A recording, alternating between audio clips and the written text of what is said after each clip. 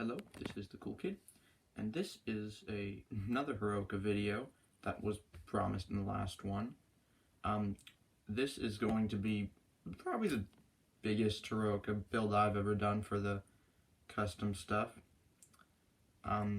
This is the video going over just kind of the appearance and the build of the whole thing. I'll probably have a separate video entailing the custom rules, as you can probably see by the fact that the hero packs are double in size, and, some other things. But that's basically all I have to say at the start, so I'll begin showing you the rooms.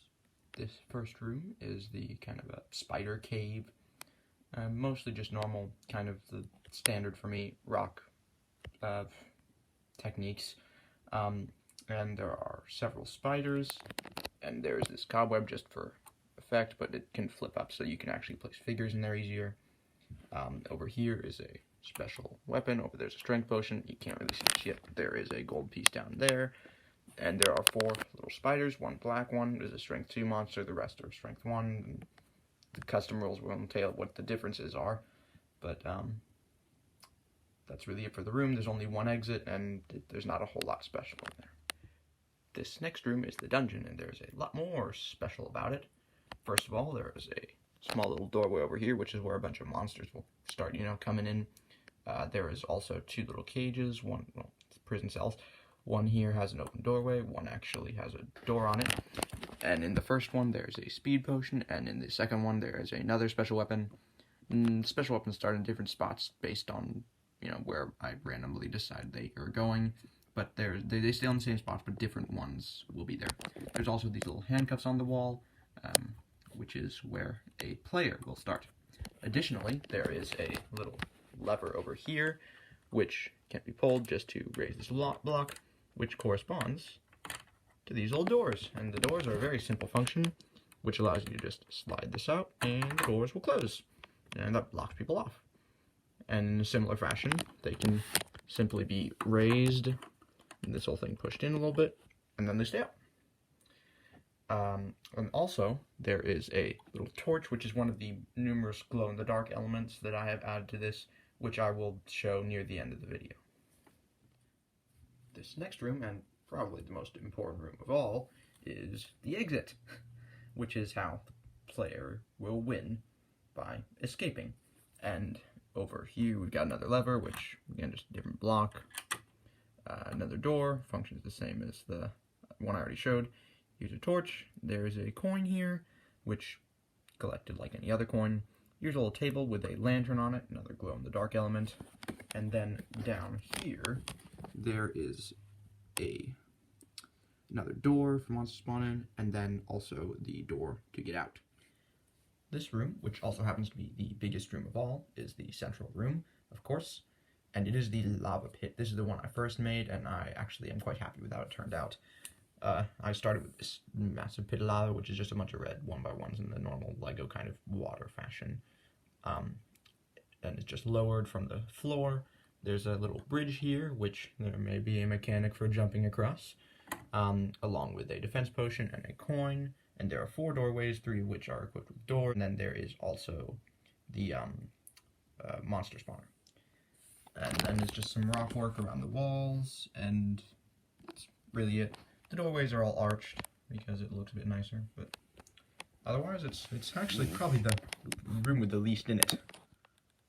This next room is the shop. It connects to the exit, the lava pit, and the cellar. It is fairly straightforward. There's just a little torch, and I don't know what those are called. There's one of those mounted on the walls. There is a little map, as well as the shop, which contains the lantern. It's just got some various shop stuff to look nice on it. And there is this little guy who I've used as a shop hero before. I don't think I made a video on that one, though, anyway. There's another player spawn, and for some reason I don't have any light blue 1x2 tiles, so there you go. There's also this lever, which functions the same as any other lever. There's a lot of those in here, if you couldn't guess. And otherwise, that's really the room. The shop is really more of a decorative piece. It doesn't actually function, but that's all. This room is kind of a holding room slash pit room. The main feature of it is this large circular pit, which when it's viewed in certain directions, it does actually look like it is deep, but you can see the tiles at the moment. Over here we have a coin. There's a couple chains mounted to the wall just for decoration. There's another player spawn over here, and then there is a lever yet again, and a torch over there on the wall. It connects to the lava pit and the torture chamber. There's a door on both exits, and that is all for that room. This next room is the torture chamber. It actually is got a lot of stuff in it. For decoration, there is just this little barrel, the torch, and these two little tables just to provide obstacles. There's a lever, as usual. There is a player spawn actually over here. There's a monster spawner right there. And there is this stuff. There are two little crates here, which can be opened, where you just take them and you can just remove the tops like you would open any other crate. And inside them, there's either a skeleton, which is a strength 2 monster with some extra stuff, and there is also this special weapon. In the other crate, there is just a luck potion. In the second to last room, which is the Torture Master's room, there is a doorway which goes to the torture chamber, as well as a doorway going to the lava pit. In it, there is a small kind of cot or bed. There's also a table with a lantern and some, money or torture implements, some stuff. There's a sword mounted to the wall. There's a key over here, which goes to the dungeon locked room. There's also a lever. And there is a monster spawner over here in this corner. And there is a element of a feature which I will describe when I do the next room. Additionally, there is the Torture Master himself, which is the little guy in the helmet. And there are also 2 wall-mounted shields. Ninth and final room is the cellar, or kind of storage room. And inside of it is a coin, torch, a monster spawner, as well as 7 barrels. It connects exclusively to the shop at first, and all of these barrels can be removed, and inside of them there is either a bunch of liquid, which is represented by just these orange things, or, and this is actually one of them, there is the liquid as well as a special dot. If it is red, it means that you found a health potion. If it is silver, it means you found a special weapon. Coincidentally, though, the special weapon that is currently in this room is a red one. The only non-gray special weapon. And the one other thing about the room is that there is a secret doorway which you open by pulling the lever, which has the secret doorway marker on it. Firstly, it opens this little guy, revealing a doorway, and over here it opens this cabinet, also revealing a doorway, and then you may remove this top to complete the opening of the secret passage. And it is closed the same way it is opened. The final thing to go over are some of the accessories for the game. There is this little guy, which aids in randomizing where the special weapons go.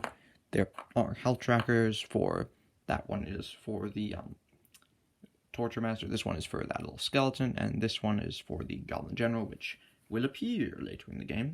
That is a little holder that I made for just some markers. These are, of course, the players, which I use by just taking the mini extra hero packs that I have, taking them apart, and adding only 2 1x2 plates from my own collection, and I was able to smush them get well. Of course, I also had to get the little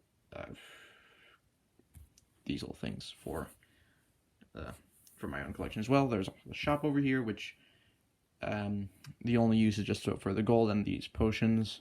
The usual Heroica die. There is this one, which is just 6 different colors, which corresponds to the 6 different monster spawners and or doors. And then there is this one, which is just half white, half black, for the game when you need to roll half and half. And then over here are just little holders for the various goblins and these little, well, they're Uruk-hai, but I'm calling them torturers for the game. And if you are interested, this is Lego. This is just a one of the planet sets that I found out worked quite well as a bowl. But otherwise, I think that is it for the entire game. With the one other thing to do being, I will now show you the glow-in-the-dark elements. Here are the glow-in-the-dark elements, which you can't really see much else. Here are the spiders, so the 4 normal ones are in fact glow-in-the-dark.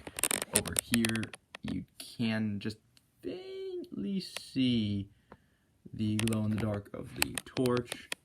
And then there is the lantern. You really can't see it great on a camera, but you can see it pretty well actually in person. Well, that's the video, and I would like to thank you very much for watching it.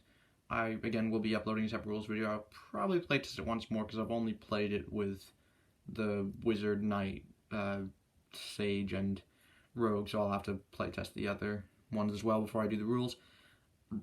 But hopefully that will be coming soon, and I may, depending on what you think of it, if you want it to happen, do a playthrough of this. I could do it in the stop motion that I did for the other Heroica, or I could do it in a bit more of a conventional format. But anyway, if you want to see that, please comment to ask me for it. And I would like to thank you very much for watching and taking the time to enjoy this video. And I'll see you all in the next one. Bye.